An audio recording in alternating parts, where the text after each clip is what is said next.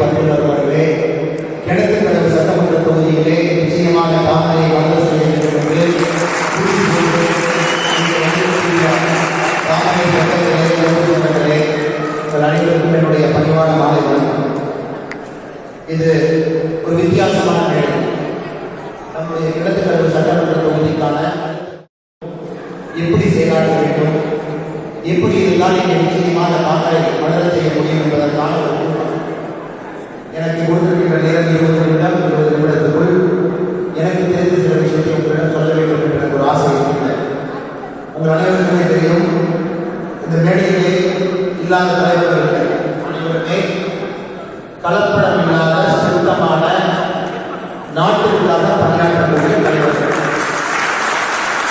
நிச்சயமாக இந்த தொகுதியிலே மேடையில் இருக்கக்கூடிய ஒருவரோ மேடையில் கீழே இருக்கக்கூடிய ஒருவரோ சட்டமன்ற வேட்பாளராக நிச்சயம் வருவார்கள். நம்முடைய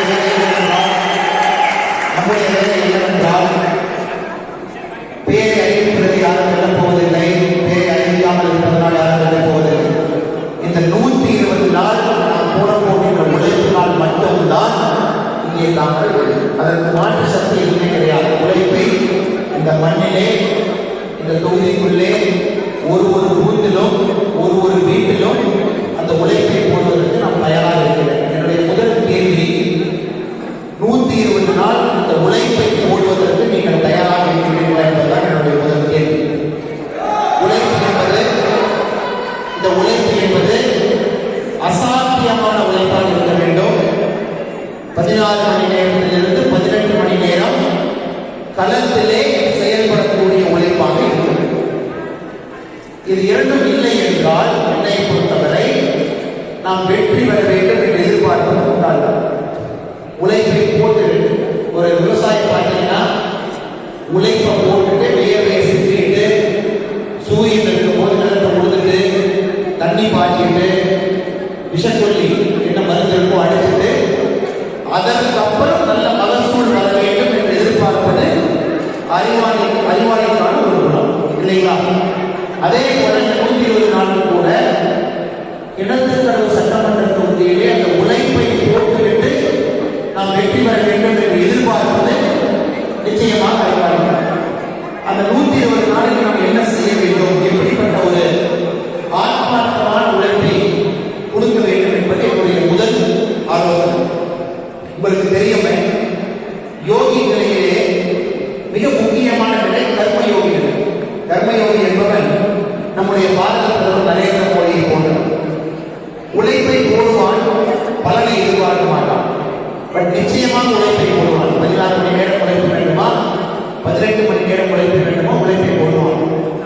நீங்கள் அனைவருமே அடுத்த 120 நாள் என்பது உங்களுடைய தினசரியை நீங்கள் 4 நாள் இருப்பது மட்டும்தான் உங்கள் ஞாபகத்தில் இருக்கும்.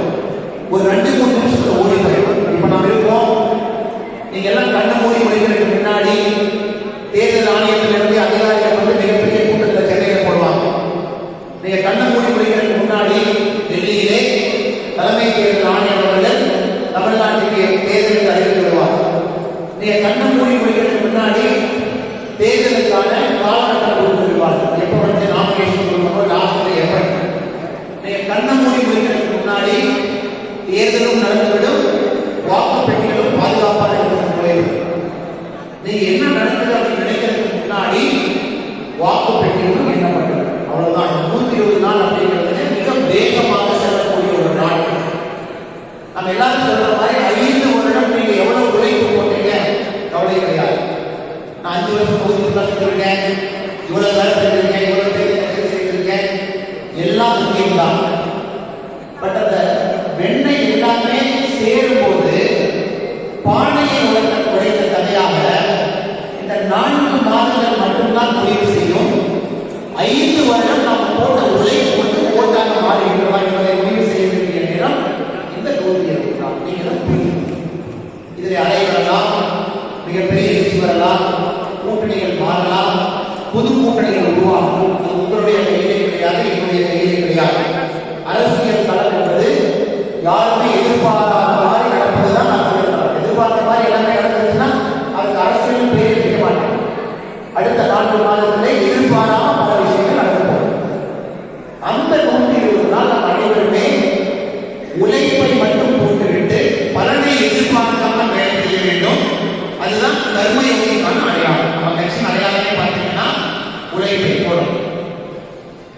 வசந்தராஜன் அவர்களிடமும் நம்முடைய அதுக்குதான் ஜான்சன் அவர்கள் பேரை நான் குறிப்பா சொல்லாம வச்சிருந்த காரணம் என்ன அப்படின்னா, இவர் 120 நாளும் கூட எந்த கட்சி பணியும் இல்லாமல் இவருடைய 120 நாளும் இங்கே அர்ப்பணிக்க தயாராக வந்திருக்கிறார்.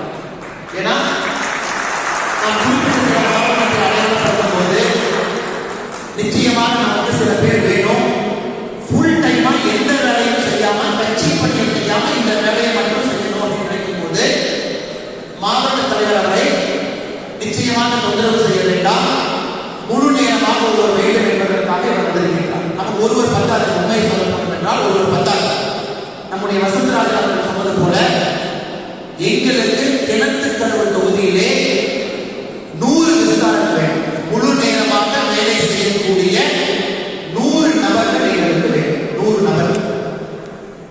அந்த 100 நபரும் 4 மாதம் கட்சிக்காக அர்ப்பணிக்க தயாராக இருக்கிறார். ஒரு நாளைக்கு மினிமம் உங்களிடத்திலிருந்து 6 மணி நேரத்திலிருந்து 8 மணி நேரம் பாரதிய ஜனதா கட்சி உங்களிடம் உழைப்பு எதிர்பார்க்கும். நம்ம கட்சியில் விஸ்தாரங்கள் சொல்லுவோம். விஸ்தாரம் என்பது சட்டமன்றத்தில் கொண்டு வருவார். 6 மாத காலம் சட்டமன்றத்தில் தங்கி இருந்து தேர்தல் வேலையை செய்வார்.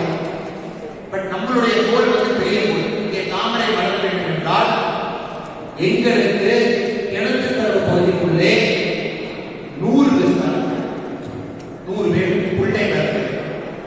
இந்த 100 பேர் எப்படி இருக்குன்னா, நம்முடைய விவேகானந்தர் அவர்கள் கேட்ட 100 பேர். அவர்கள் சொன்ன 100 பேர் மாதிரி உழைப்பை போட்டு பலனை எதிர்பார்க்கிறாங்க. எனக்கு இவங்க ஜெயிக்கணும் அவங்க ஜெயிக்கணும் இன்ட்ரெஸ்ட் கிடையாது. கோயம்புத்தூர் மாநிலத்தில் குண்டுவெடிப்பு நடந்தபோது பல பேர் இறந்து போனார். இங்க இருக்கக்கூடிய ஒரு டவர்ல கூட ஒரு பிரைவேட் டவர்ல கூட அந்த குண்டுவெடிப்பு நடந்தது. தமிழ்நாட்டில் எல்லா இடங்களிலுமே நம்முடைய தொண்டர்கள் வெட்டி படுகொலை செய்யப்பட்டிருக்கிறார். காரணம் என்னன்னா அவர்களுடைய கொள்கைக்காக மட்டும்தான். எதுவுமே கிடையாது. தகராறு கிடையாது. பக்கத்து வீட்டு பெண்மணிகளை தப்பா நடந்துக்கணும் அப்படின்னு கிடையாது. கடப்பாப்பால் கிடையாது. அவர்கள் யாருமே எந்த விதமான தவறான வேலைகளையும் செய்யாமல் தமிழகத்திலே இதுவரை பாரதிய ஜனதா கட்சியிலே படுகொலை செய்யப்பட்டவர், குண்டுவெடிப்பில் கொல்லப்பட்டவர்கள் அனைவருமே கொள்கைக்காக மட்டும்தான் கொல்லப்பட்டார். ஆடிட்டர் ரமேஷ் அவர்களிருந்து அனைத்து நண்பர்கள் யார் கட்சியாக இருந்தார் அவங்களுக்கு உண்மையானமே நாம் ஒரு அஞ்சலி செலுத்துறோம் அப்படின்னா ஜெயிச்சு ஒரு தொகுதியை அஞ்சலி செலுத்துவதுதான் உண்மையான பேருக்கான மையம் பேசுறதோ ஒரு எங்களுக்கு 100 பேர். உங்களுடைய யாருக்கு 100 பேருக்கு தைரியம் இருக்கு? இது ஒரு முட்டாள்தனமான தைரியம், இது அறிவாளித்தனமான தைரியம் கிடையாது. முட்டாள்தனமான தைரியம். 100 நாள் நான் வேலை செய்வேன், 6 மணி நேரம் கொடுப்பேன், கம்மியாக கொடுப்பேன், வீட்டுக்கு போன பின்னாடி கூட கட்சிகளை எடுத்து செஞ்சு தான் சாப்பிட்டு கொடுக்குவேன், என்னுடைய உடலை வருத்திக் கொள்வதற்கு தயாராக இருக்கின்றேன், எங்கே போக சொன்னாலும் போவேன், 303 பூத்துல எங்கே போட்டா கூட கூட்டு வரை செய்வேன். நினைக்கக்கூடிய முட்டாள்தனமான தைரியம் இருப்பவர்கள் நம்முடைய ஜான்சன் அவர்களிடமோ வசந்தராஜன் அவர்களிடமோ நந்தகுமார் நம்முடைய மாநகர தலைவர் அவர்களிடமோ உங்களுடைய பெயரையும் உங்களுடைய முகவரையும் உங்களுடைய மொபைல் எண்ணையும் முதலில் நீங்கள் கொடுக்க வேண்டும். இது என்னுடைய முதல் ஆலோசனை, என்னுடைய முதல் ஒரு வேண்டுகோள். இந்த 100 பேர் இருந்தீங்க அப்படின்னா இன்னைக்கு ஒரு பேப்பர் நான் எழுதி கொடுத்துறேன். கிணத்துக்கடவு தொகுதியிலே வாக்கு எண்ணப்படும் போது 100க்கு 100 கிணத்துக்கடவு தொகுதி. அது ஒரு பெரிய கிடையாது. பெருசா இது வேண்டாம். எந்த கூட்டணியுமே இல்லாமல் பாஜக கருத்து தெரியும், எந்த நோட்டு வேண்டாம். ஆனா 100 பேர் நமக்கு ஆரம்பத்திலே வேலை செய்பவர்கள் வேண்டும். ஒரு மாவட்டத்தில் ஒண்ணா முடியாது, ஒரு தொகுதி ஒருங்கிணைப்பாளர் ஜான்சன் அவர்கள் ஒண்ணா முடியாது, ஒரு தொகுதி பொறுப்பாளர் அண்ணாமலை அவர்கள் ஒண்ணா முடியாது. 100 பேர் கர்மயோகிகள்.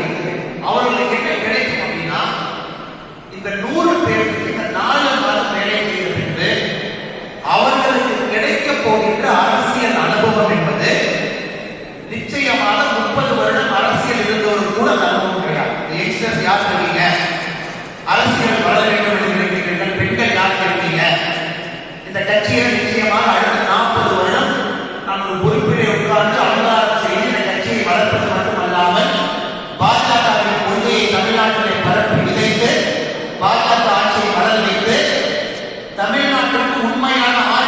நான் காட்ட வேண்டும் என்று நினைக்கக்கூடிய 100 நபர்கள், இந்த 3 பேர்கிட்ட அந்த முட்டாள்தனமான தைரியத்திற்கு வந்து உன்னுடைய பெயரையும் முகவரியும் கொடுத்து விடுங்கள்.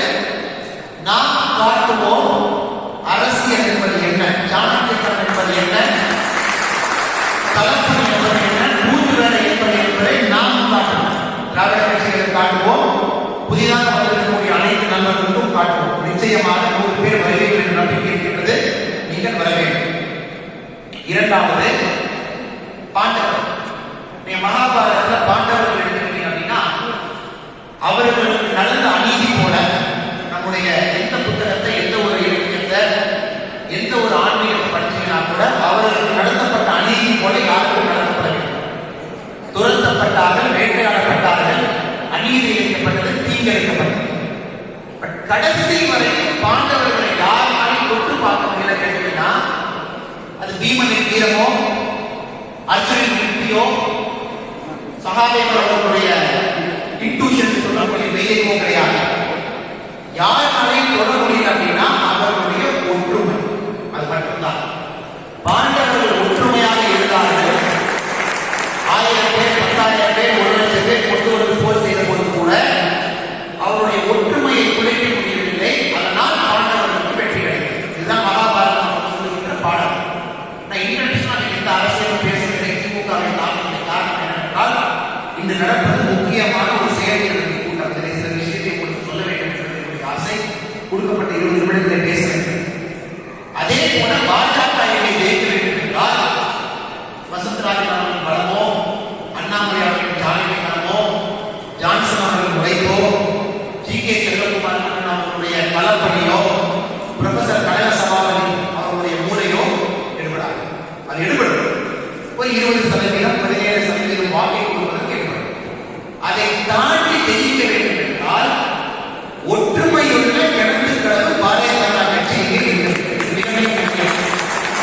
நான் தலைவராகவில்லை, என்னை பொறுப்பிலே போடவில்லை என்பதற்கு உதாரணம் சொல்றேன்.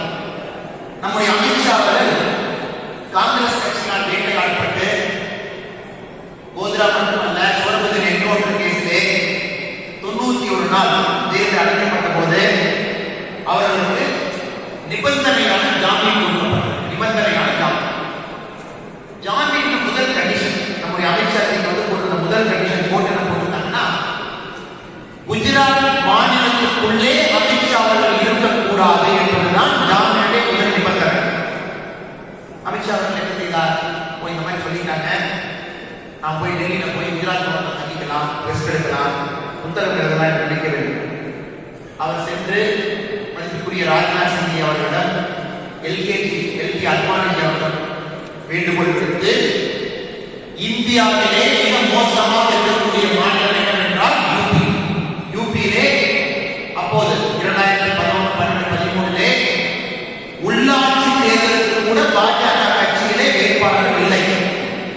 பாஜகவிலே இன்டர்னல் எலெக்ஷன் என்று சொல்லக்கூடிய கட்சி உள்ளே நடக்கக்கூடிய எலெக்ஷன் கூட நடத்தப்படவில்லை. மிக மோசமான கட்சி அடிப்படையில் மாநிலத்தை தேர்ந்தெடுத்து, அதுவும் உத்தரப்பிரதேசத்திலே வெஸ்ட் பகுதியை எடுத்துக்கொண்டு ஒரு வருட காலம் உத்தரப்பிரதேசத்தில் தங்கி ஒரு மண்டலாக ஒரு பூத்தாக சென்று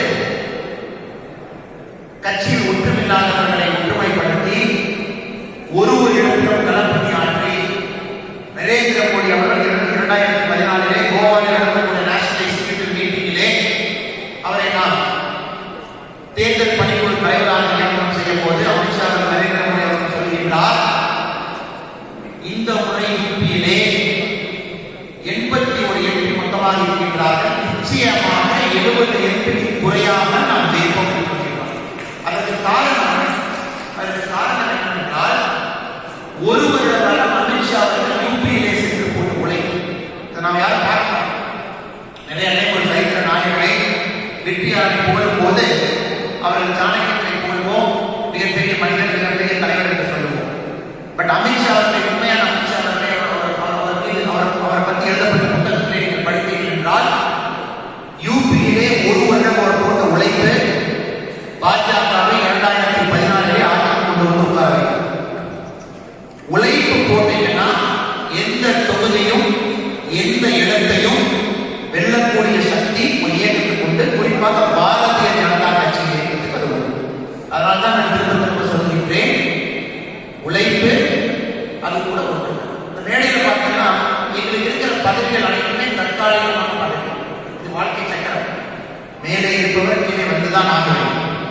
கீழே இருப்பவர் மேலே வந்துதான் ஆகும்.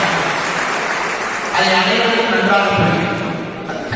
மேலே யாரும் உட்கார்ந்துட்டு நான் மேலே மட்டும்தான் இருப்பேன் என்று நினைப்பது அது ஏளனம் மட்டுமல்ல, அது ஆங்காரம் மட்டுமல்ல. பட் மேலே இருப்பவர் கீழே போவதற்கு கட்சிக்காக எப்போதுமே தயாராக இருக்க வேண்டும். கீழே இருப்பவர் மேலே வருவதற்கு கட்சிக்காக தயாராக இருக்க வேண்டும். உங்களில் சில பேர் எனக்கு ஒரு பொறுப்பு கொடுக்கப்படவில்லை, நான் கட்சியிலிருந்து ஒதுங்கி இருக்கின்றேன், 5 வருடம் ஆனதுக்கு அப்புறம் புது டீம் வந்ததுக்கு அப்புறம் நான் பாஜக வர்றேன், இந்த டீம் எனக்கு வேண்டாம். ஏனென்றால் பாஜக என்பது எப்போதுமே ஒரு தனி மனிதனின் சொத்து கிடையாது. காங்கிரஸ் கட்சியை போல திமுகவை இட்டாலியில் வந்துட்டோம், எங்களுக்கு யாரை பிடிக்குமோ அவர்கள் மட்டும்தான் கட்சியில் இருக்கக்கூடிய காங்கிரஸ் ஒர்க்கிங் கமிட்டி சீர்வழிவில் இருப்பாங்க, அவங்க மட்டும்தான் முக்கியமான ஒரு பதவியில் இருப்பாங்க. அதே மாதிரி திமுக வந்து யார் வந்து உதயநிதி அவர்களும் அன்பில் பொய்யாமல் அவர்களும் ஒரு நல்லா இருக்கிறாங்களோ அவங்க மட்டும்தான் இளைஞர்கள் அவர்களுக்கும் அப்படின்னு கட்சி கிடையாது. இந்த கட்சியிலே இங்கே இருக்கக்கூடிய அனைத்து இளைஞர்களும் உழைப்பை போட்டால் அது மேலே சொல்வதற்கு எந்த ஒரு வெறுமோ இதுவும் கிடையாது. உழைப்பை போட்டீர்கள் என்றால் பாரத பிரதமராக ஆவதற்கும் உங்களுக்கு தகுதி நிச்சயமாக. அது வந்து நம்மளுடைய ஈகோ, தற்காலிக பொறுப்பு, தற்காலிகமாக ஒரு பொறுப்பு, தற்காலிகமாக கான்ஸ்டாக ஒரு பொறுப்பு, இருக்கக்கூடிய தலைவர் அனைவருக்கும் தற்காலிக பொறுப்பு, நிரந்தர பொறுப்பு கிடையாது. தற்காலிக பொறுப்பை நிரந்தரமாக பாஜக கால் ஊன்றுவதற்கு வேலை செய்ய வேண்டும் என்பது எங்களுடைய ஆசை. அதே போல கட்சியிலிருந்து ஒதுக்கிடக்கூடிய நண்பர்கள் அனைவருமே கட்சிக்குள்ள வந்து அடுத்த 120 நாள் உங்களுடைய களப்பணியை செய்ய வேண்டும் என்பது எங்களுடைய ஆசை, எங்களுடைய வேலை. முழு நேரமாக உங்களால் முடிந்தவரை அந்த 100 பேருக்கு விட்டுட்டு நீங்க உள்ள வந்து இந்த டீம் போனதுக்கு அப்புறம் வர்றேன், அந்த டீம் போனதுக்கு அப்புறம் வரேன் வேண்டாம். ஏனென்றால் 2014 இதே போல பாஜகவுக்கு எழுச்சி இருந்தது, 2004 இதே போல எழுச்சி இருந்தது. ஏன்னா வாஜ்பாய் அவர்கள் காலம் முடிகின்றது, 2014 மோடி அவர்கள் வருகிறார், மிகப்பெரிய எழுச்சி இருந்தது. நம்முடைய மாநிலத்திலே நம்மளால் எலெக்ஷனை ஜெயிக்க முடியாத காரணத்தினால் அந்த எழுச்சி போயிருக்கு. அதே போலதான் 2020 மிகப்பெரிய ஒரு தாக்கம், மிகப்பெரிய எழுச்சி தமிழ்நாட்டில் இருக்கிறது. வெற்றி பெற்றால் மட்டும்தான் அந்த எழுச்சியை தக்க வைக்க முடியும். அது நிச்சயம், அது சத்தியம், அதுல எந்த ஒரு மாற்று கருத்தும் கிடையாது. நம்முடைய ஒரே இலக்கு 2021 கையளவு ஒரு கூடையளவு உங்கள் தலைவர் சுமக்கும் அளவு பாஜக வேட்பாளர்களை வெற்றி பெற செய்து சட்டமன்றத்திற்குள்ளே அனுப்பி வைத்தால் மட்டும்தான் இந்த எழுச்சி மிகப்பெரிய ஒரு பேரவையாக மாறி 2026 பாஜக தனித்தன்மையாக போட்டியிட்டு இருக்கிறார். அதுதான் short term plan, long term plan சொல்வார். ஷார்ட் டர்ம் பிளான் 2021 தாமரைக்கு பின்னால் வரக்கூடிய வேட்பாளர் யார் இருக்கிறாரோ அவர் பின்னால் அணிவகுப்பது முக்கியம். ஏனென்றால் இந்த எழுச்சி பேரவையாக மாற்றுவது நம்முடைய வெற்றியில் மட்டும்தான் இருக்கிறது. அனைவரும் உணர்ந்து கொண்டு கட்சியிலே சின்ன சின்ன பிரச்சனைகள் யார் இருக்கீங்களோ நீங்க எல்லாருமே கட்சிக்குள்ள வந்து நிச்சயமாக இந்த வேலையை செய்யுங்க. இங்க யார் இருக்கீங்க அப்படின்னா நீங்க கட்சியின் செயல் வீரர்கள். 4 மணிக்கு வந்து 8:30 மணி நேரம், 4 மணி நேரம், 8:30 மணி வரைக்கும் பொறுமையா உட்காந்துருக்கீங்க. டீ சாப்பிட்டீங்களா, வடை சாப்பிட்டீங்கன்னு தெரியாது. எதுக்கு உட்காந்துருக்கீங்க அப்படின்னா இருக்கிற யாருக்காகவும் நீங்க வரலாம். பேர் சொல்லிங்க, எனக்காக வந்தாங்க, அவங்களுக்காக வந்தாங்க, போஸ்டர் போட்டோ பெருசா இருந்துச்சு பார்த்துட்டாங்க. இங்க இருப்பவர்கள் அனைவரும் வந்திருப்பது பாஜக என்கின்ற மாபெரும் கட்சிக்காக. இந்த கட்சியில் மட்டும் இருக்கக்கூடிய கொள்கைக்காக. அதனாலதான் நீங்க எல்லாருமே ஒரு வியாழக்கிழமை, அது வேலையில் இருக்கக்கூடிய நாள், சமயம் ஞாயிறு கிடையாது. இதை போன்ற ஒரு அரங்கத்தை இந்த காலகட்டத்திலே முழுமைப்படுத்துவது மிகப்பெரிய கஷ்டம், மிகப்பெரிய கஷ்டம். அது இந்த அரங்கத்தை வந்து நீங்க முழுமைப்படுத்திருக்கீங்க, இவ்வளவு பேர் உட்கார வச்சிருக்கீங்கன்னா நிச்சயமாக வசந்தராஜன் அவர்கள் உழைப்போ நந்தகுமார் அவர்கள் உழைப்போ இங்கே காணப்படுகிறீங்க. எந்த ஒரு மாற்றம் கிடையாது. பட் நீங்க இந்த கட்சிக்காக வந்திருப்பதனால் நீங்கள் அனைவருமே அடுத்த 120 நாள் யார் இல்லையோ தினமும் 5 நபரை நீங்க சந்திச்சு 5 குடும்பங்கள் 1/2 மணி நேரம் 1 மணி நேரம் அவர்களுக்காக உள்ளூர் பகுதியில் அவங்க வீட்டில் போய் உட்கார்ந்து அக்கா ஒரு டீ போட்டு கொடுங்க, அண்ணா ஒரு டீ போட்டு கொடுங்க, நீங்களே உரிமையாக ஒரு டீயோ காஃபியோ சாப்பிட்டு நம்ம கட்சியை பற்றி நம்ம கொள்கையை பற்றி எதற்காக கிணத்துக்கடவுளை பாஜக வர வேண்டும், யாரோ ஒரு வேட்பாளர் வர்றாரு, ஒரு பேரே தெரியல, ஊருக்குள்ளே வர்றதில்லை, கிணத்துக்கடவு எப்படிப்பட்ட ஒரு தொகுதியாக மாற வேண்டும், 5 வருட இலக்கு என்ன இருக்கு அப்படிங்கிறத பற்றி நீங்க பேசி தினமும் நீங்க 5 பேருக்கு பேசுறீங்கன்னா 120 நாள் நீங்க பேசக்கூடியது 600 குடும்பம். 600 குடும்பத்தை நீங்க பேச போறீங்க. இவ்வளவு பேர் மல்டிப்ளை 600னா நீங்க கிணத்துக்கடவு மட்டுமல்ல, கிணத்துக்கடவு, பொள்ளாச்சி, உடுமலைப்பேட்டை, உங்களுக்கு பக்கத்துல என்ன தொகுதி இருக்கோ, நம்முடைய VK. Selvakumar Coimbatore north south வரைக்கும் பேசி வந்தாங்க. அது செல்ஃப் நான் வருகின்றேன், கட்சியை பேசுகின்றேன், முக்கியமான தலைவர்கள் வந்தேன் பார்த்தேன் என்பதை விட நம்முடைய செல்ஃப் டிசிப்ளின் என்பது அமித்ஷா செல்ஃப் டிசிப்ளின். நாம் சென்னையில் பார்த்தோம், அவர் வந்தார் காலகால 1:30 மணிக்கு வந்தாரு, வந்து சென்னை ஃபுல்லா மீட்டிங் எல்லாம் பண்றாரு, அரசியல் நிகழ்ச்சிகள் பண்றாரு. அன்னைக்கு நைட்டு அவருடைய கடைசி மீட்டிங் முடிஞ்சது நைட்டு 4:30 மணிக்கு. அவருடைய கடைசி மீட்டிங் அமித்ஷாஜி அவர்கள் கொரோனா தொற்றிலிருந்து வெளியே வந்து 15 நாள் கூட முழுமையடையாத அமித்ஷா அவர்கள் சென்னையிலே ராத்திரி அவர் நடத்தி முடிச்ச மீட்டிங் வந்து 4 அடுத்த நாள் காலையில் 8:45 மணிக்கு அவருடைய மீட்டிங் திரும்ப ஆரம்பிச்சு. ஏனென்றால் ஒரு நாட்டில் இருக்கக்கூடிய நம்பர் 2 என்று சொல்லக்கூடிய ஹோம் மினிஸ்டராக இருக்கக்கூடிய மனிதன் கொரோனா தொற்று வந்து மறுபடியும் ஹாஸ்பிட்டல் அட்மிட் செஞ்சு மறுபடியும் வெளியே வந்து 15 நாட்கள் உழைப்ப போடுறாருன்னா நம்மளை போன்ற காரியகர்த்தர்கள் அதிலே பாதி உழைப்பை போட வேண்டும் என்பது நிச்சயமா. அந்த 5 பேரை சந்திக்கிறது கூட குறைவுதான். ஏன்னா இந்த கட்சியில யாரு ஜெயிக்கிறாங்களோ அந்த வெற்றி என்பது இது காமன். யாரும் இண்டிவிஜுவலா பேருக்கோ இண்டிவிஜுவலாக அவர்களுடைய பதவிக்கோ அந்த வெற்றி நிச்சயமா கிடையாது, முடியாது. கட்சிக்கு 20-30 வருஷம் ஆகும். மாஸ்டர் உருவாகி எடியூரப்பா அவர்களை போலவே மிகப்பெரிய மாஸ்டர் மோடிஜி அவர்கள் 15 வருடம் குஜராத்தில் வேலை செய்து 6 வருடம் பாரத பிரதமராக இருந்து 22 வருடம் தொடர்ச்சியாக இருப்பதற்கான எழுச்சியை நாம் தமிழ்நாட்டில். அதனால் நாம் யாருமே கோடியில் வந்து 1000 கோடி 10,000 கோடி கிடையாது.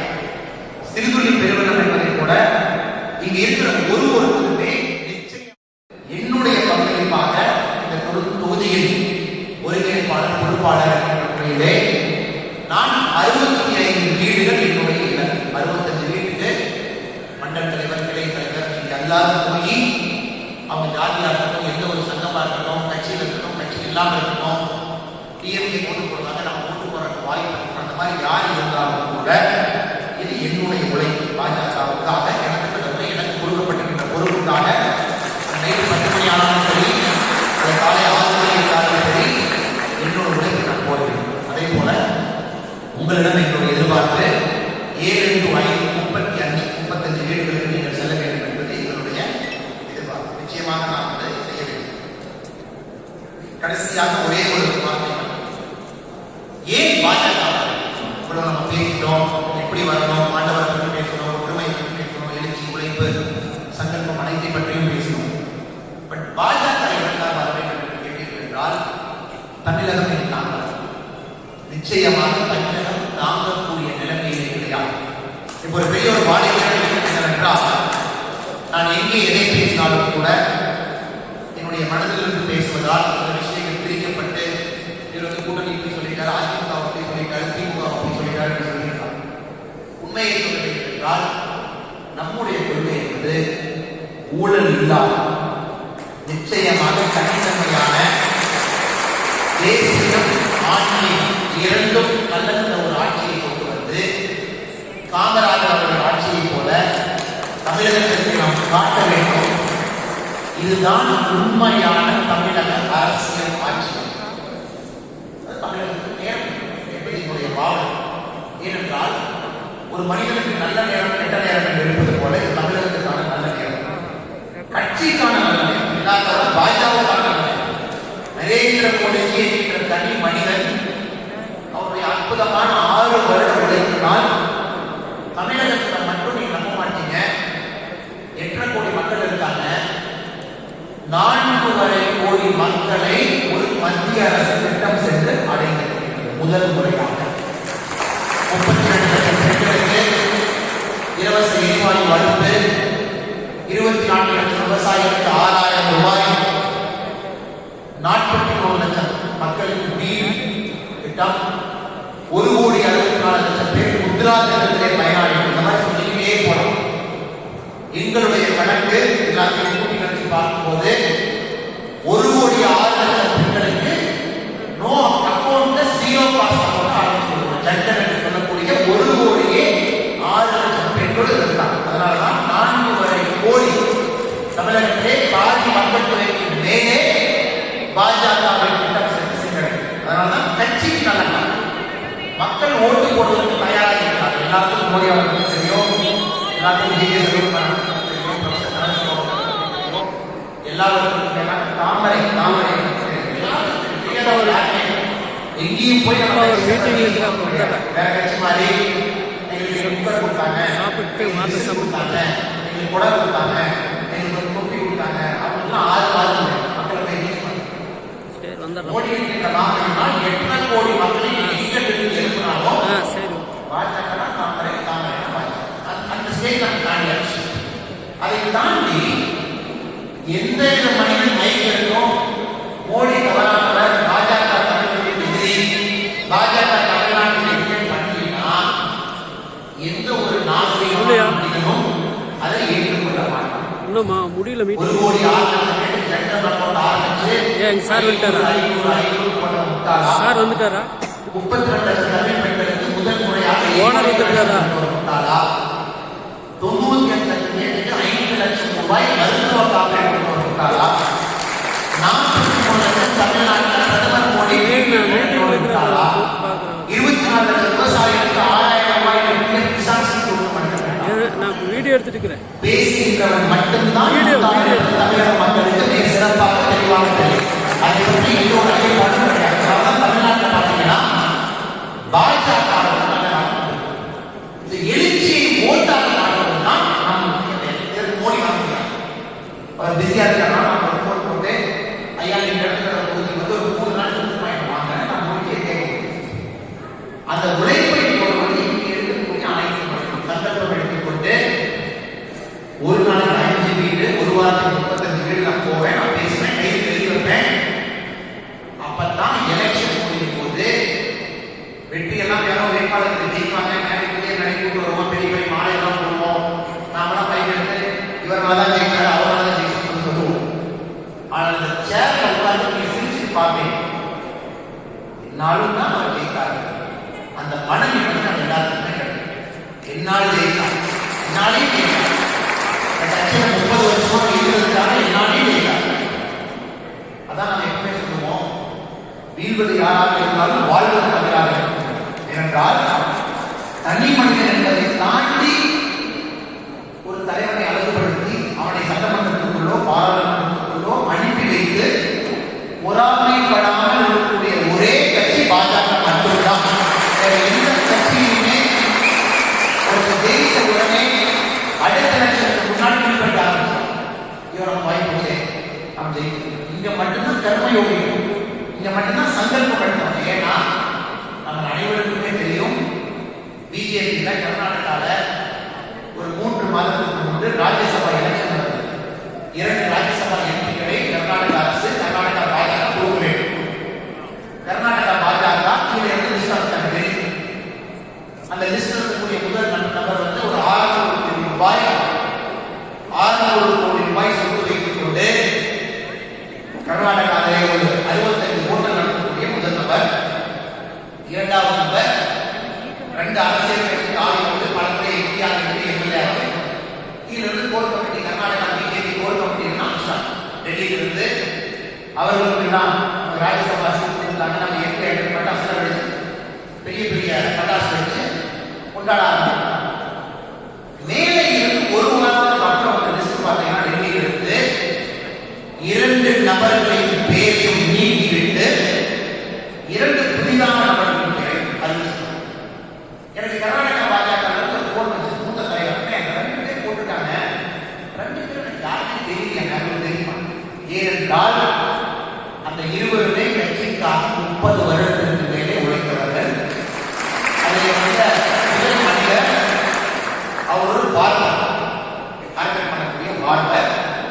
கட்சியிலே அவர் அலங்கரித்த மிகப்பெரிய பதவி ஒன்றிய தலைவர் மட்டும்தான். அவர் லைஃப்ல மேக்சிமம் பதவிக்குரிய தலைவர். இரண்டாவது அவர் அலங்கரித்த மேக்சிமம் பதவி பெல்காமுடைய மாவட்ட தலைவர். அவர்தான். மேலே டெல்லியிலே சந்தோஷ்ஜி அவர்களோ, முக்கியமான மனிதர்கள் யார் ஜே.பி. நட்டாஜி அவர்களோ, அமித்ஷா அவர்களோ அவர்கள் முடிவெடுத்தது, இந்த கட்சியிலே அடிப்படை உறுப்பினர்களை நாம் அலங்காரப்படுத்தவில்லை, கட்சிக்காக உழைத்தவர்களை நாம் கௌரவப்படுத்தவில்லை என்றால் பாஜக கட்சியும் காங்கிரஸ் கட்சியை போராடும். நான் கேள்விப்பட்டேன், நாங்கள் சொல்லதான் கட்சி நடத்துவோம். அதற்காகத்தான் அந்த 2 பேருக்கு வாய்ப்பு கொடுத்து அவர்களை ராஜ்யசபா எம்பியாக அலங்காரம்.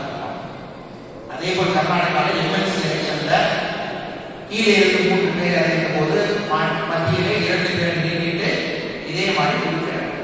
இந்த கட்சியில் இருக்கக்கூடிய அனைத்து நண்பர்களும் உணர்ந்து கொள்ள வேண்டும், உங்களின் உழைப்பு அங்கீகாரம் கொடுக்கப்படாமல் உங்களுக்கு ஒரு டைட்டில் கொடுக்காம தலைவர் அப்படி இல்லாமல் இருக்கலாம். பார்ப்பவர்கள் பார்த்து கொண்டே இருக்கிறார். யாரை பார்க்கணுமோ, யார் இந்த கட்சியில சங்கல்பம் எடுத்து கர்மயோகியாக வேலை செஞ்சுட்டு இருக்காங்களோ வாய்ப்பு சொன்ன வராமலாம். ஏன்னா ஒரு மனிதனுக்கு கெட்ட நேரம் நம்முடைய கெட்ட நேரம் இருக்கும்போது சில வாய்ப்புகள் நமக்கு வராது. பட் வாய்ப்புகள் வராத போது மிகப்பெரிய வாய்ப்பு உங்களுக்கு காத்திருக்கிறது என்றால் நான் எடுக்கிறேன். என்னுடைய லைஃப்ல அது நடக்க ஒரு பெரிய வாய்ப்பு அதனால யாருமே டிமோட்டிவேட் ஆகி அந்த வேலை செய்ய மாட்டேன்.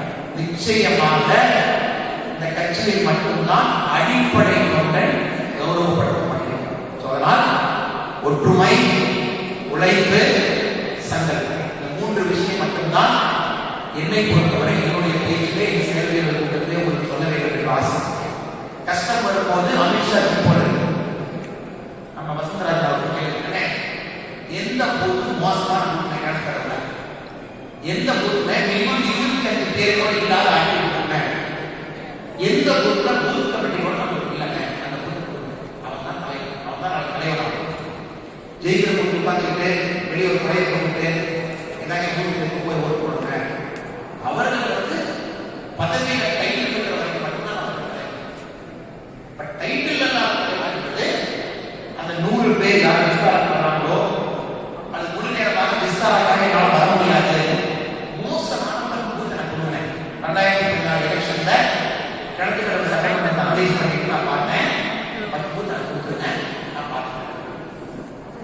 நான் இங்கு எழுதி கொடுக்கின்றேன். 30 வருஷம் கழிச்சு நீங்க அமித்ஷா வர்றாங்கன்னா அந்த எழுதி கொடுத்து யாரும் கம்ஃபர்டபுளா சட்டக்கலையாம எழுதியோ. அதனால் நீங்கள் அமித்ஷாத்தியாக வர வேண்டும் என்பது எங்களுடைய ஆசை. காரணம் என்னவென்றால் ஒரு தலைவருக்கான அழகு, ஒரு தலைவருக்கான அழகு என்பது பல தலைவர்களை உருவாக்குவதுதான் தலைவர்களுடைய அழகு. ஒரு தலைவர் இசைக்கிற தலைவர் மட்டும்தான் பார்த்து அப்படியோ பண்ணிடுவாங்களோ, போஸ்ட் படம் சின்னதா இருக்கும், என் படத்தை மட்டும் கொஞ்சம் ஃபுல் சைஸ் போடாமல் கொஞ்சம் போட்டாங்களோ, ஏன் நாளை ஒரு பேனர் மட்டும் சூப்பரா இருக்கும். அவங்க டைட்டிலுக்காக மட்டும்தான் சிசிரவி அவர்கள் நம்முடைய மாநில செயற்குழு கூட்டத்தில் சொன்ன அதே வார்த்தை. அவர்கள் ஆடி பட்டத்தில் இருக்கக்கூடிய பட்டத்துக்கு ஆடிக்காக நாம் அதை தாண்டி கிணத்து கடவுளே ஒரு 200 தலைவரை உருவாக்கிவிட்டு நான் மாநில தலைவருக்கு சொல்ல வேண்டும், அண்ணே என்னை சட்டமன்ற தான் நான் வேலை செஞ்சுட்டேன், ஆனா அந்த வேலை மட்டும் செய்யணும். பார்லிமெண்ட் எலெக்ஷனுக்கு வேட்பாளர் ரெடி பண்ணிட்டேன், local body election councillor ready பண்ணியாச்சு, அடுத்த பஞ்சாயத்து எலெக்ஷன் ரெடி பண்ணிட்டேன்.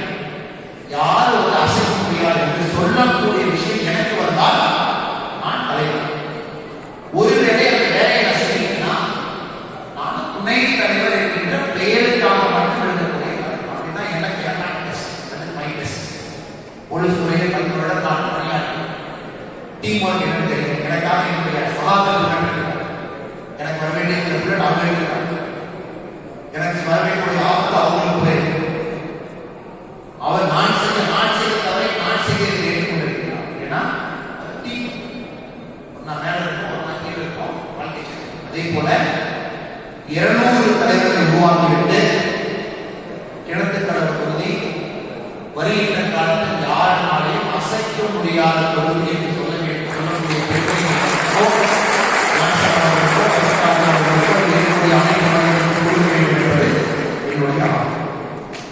நன்றி. பொறுமையாக 4 மணிக்கு எல்லாருமே வந்து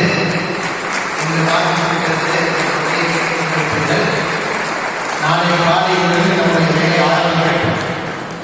அனைத்து கட்சிகளுக்கும் சொல்வோம், கிணத்துக்கடவு பாஜக என்பது வித்தியாசமான பாஜக. இது சங்கல்பம் எடுத்த பாஜக. 11 மணிக்கு போவோம், மழை வந்தாலும் போவோம், காற்றடித்தாலும் போவோம். 100 நபர்களை முதல் முறையாக இந்தியாவில் எங்கேயுமே 100 முழு நேர ஊழியர்கள் ஒரு கட்சிக்காக ஒரு சட்டமன்றத்திலோ பார்லிமெண்ட்டிலோ 100 பேர் வேலை செய்வது எந்த கட்சியிலுமே சரித்திரம் கிடையாது. கிணத்துக்கடவுளே 100 பேர் முழு நேரமாக வேலை செய்வார்கள் என்பதை நரேந்திர மோடி அவர்களிடம், அமித்ஷா அவர்களிடம், ஜே.பி. நட்டா அவர்களிடம் நாம் பார்க்கிறோம். வாழ்வாழ்வுடன் எனக்காக ஒரே ஒரு முறை உங்களுடைய கையை, உங்களுடைய திருவரை உள்ளே வைத்து உங்கள் கையை உயர்த்தி பாரத் மாதா கி ஜெய், பாரத் மாதா கி ஜெய்.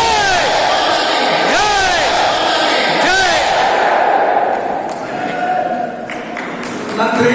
ஒரு நிமிடம்